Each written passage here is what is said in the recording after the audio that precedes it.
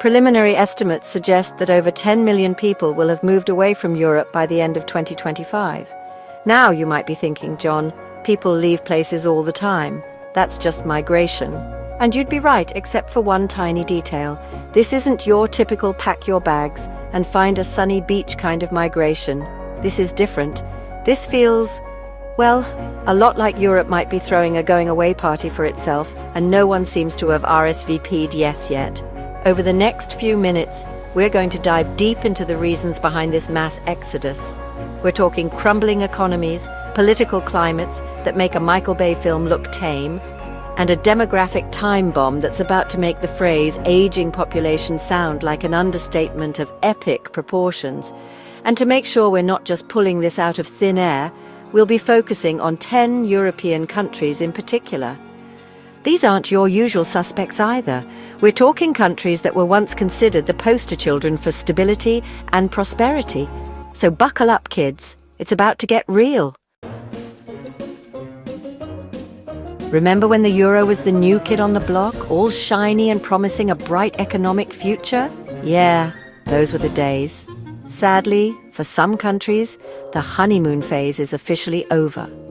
We're talking economies that look like they've been through the spin cycle one too many times, shrunken, a little worse for wear, and desperately in need of some fabric softener. Think of it like this. Imagine trying to build a house on a foundation of sand during an earthquake. That's pretty much the economic reality for millions right now in these countries. And when your house, or in this case, your country, is literally crumbling around you, it's only natural to want to find a sturdier place to live. Now, let's talk politics, because as it turns out, a crumbling economy is like the perfect breeding ground for political instability.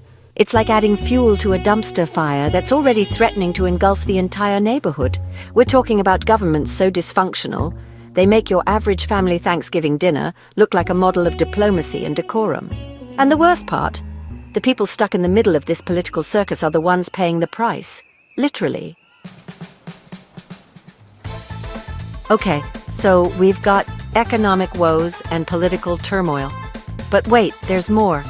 Because just when you thought it couldn't get any worse, we're throwing a demographic crisis into the mix.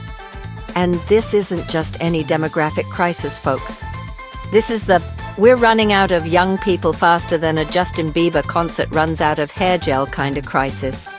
Low birth rates and aging populations mean fewer workers, which means less tax revenue, which means, well, you can probably connect the dots at this point. It's a vicious cycle, and it's not pretty.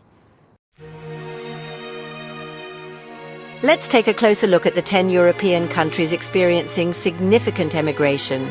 You can see the migration flows clearly, with people moving in various directions, seeking new opportunities and better lives elsewhere. It's a poignant moment as we witness people packing their belongings, saying heartfelt goodbyes to their loved ones and boarding planes, trains and buses. It's a farewell, but just for now. The impact of this exodus is starkly visible in the affected countries. Empty streets, abandoned homes, and deserted public spaces tell a story of communities that once thrived, but now stand silent.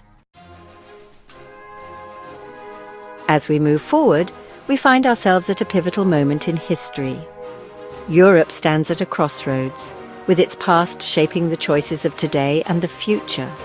Let's delve deeper into the factors influencing these critical decisions. Include subtitles throughout the video to highlight key statistics, expert opinions, and personal stories. Summarize the key points discussed in the video, emphasizing the interconnectedness of economic, political, and demographic factors. So, what does the future hold for these countries? Will they be able to turn things around, or are they destined to become cautionary tales of what happens when things go really, really wrong? Honestly, it's a question that keeps even the experts up at night. But one thing's for sure, the decisions made in the next few years will determine the fate of millions. No pressure, Europe. Look, I'm not saying that Europe is about to spontaneously combust, but I am saying that if you see a continent-sized for sale sign pop up anytime soon, maybe don't be too surprised. This isn't just a European problem, though. This is a global issue. When entire countries start looking like they're about to go out of business, it's a sign that something is fundamentally broken. We need to start paying attention to the warning signs before it's too late. Because the truth is, what's happening in Europe today could easily happen anywhere else tomorrow. So, yeah, maybe hold off on booking that European vacation for now.